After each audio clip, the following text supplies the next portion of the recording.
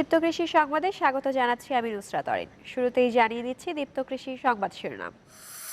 ব্রয়লারে দেশি মুরগির স্বাদ, বাংলাদেশ কৃষি বিশ্ববিদ্যালয়ের গবেষকদের সাফল্য।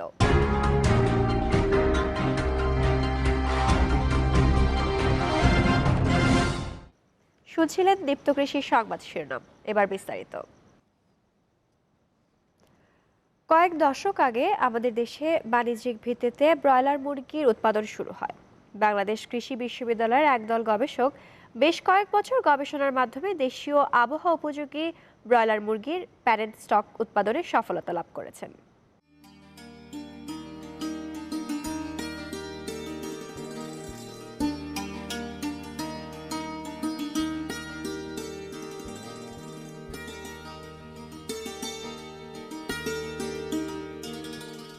বাংলাদেশ কৃষি বিশ্ববিদ্যালয়ের পোল্ট্রি বিজ্ঞান বিভাগের একদল গবেষক কয়েক বছর গবেষণা করে দেশি মুরগির জার্মপ্লাজম ও প্রচলিত উন্নত জাতের সিনথেটিক ব্রয়লারের সমন্বয়ে নতুন দুটি ব্রয়লারের জাত উদ্ভাবন করেছেন।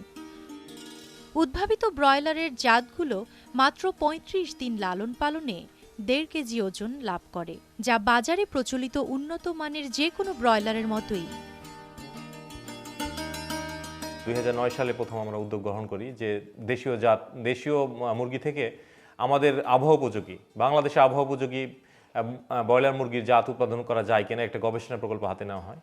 এরপর ২০১৪ সালে আমরা প্রথম বাংলাদেশে বিওব্রো চিকেন, বিওব্রো সাদা এবং বিওব্রো রঙিন নামক দুটি আমরা ব্রয়লার মুরগির জাত রিলিজ করেছিলাম। বিশেষ করে বিওব্রো রঙিন বলি, এটা অনেকটা স্বাদ দেশি মুরগির মতো, যেটা আমরা অনেকেই যেটা শক্ত মুরগি বা দেশি মুরগি খেতে অনেকে ভালোবাসি বা অভ্যস্ত। এই মুরগি তাদের এই চাহিদা পূরণ করবে। আমরা মনে করি এই মুরগি বাংলাদেশের ব্রয়লার বাচ্চার আমদানি নির্ভরতা অনেক কমাবে এবং দেশকে অনেক বৈদেশিক মুদ্রা সাশ্রয় করতে সহায়তা করবে। দেশীয় আবহাওয়ার উপযোগী হওয়ায় এগুলোর রোগ প্রতিরোধ ক্ষমতা বেশি, তাই মৃত্যুর হার তুলনামূলকভাবে অনেক কম। এ ব্রয়লারের লালন পালন পদ্ধতি প্রচলিত ব্রয়লারের চেয়ে অনেক সহজ এবং সাশ্রয়ী।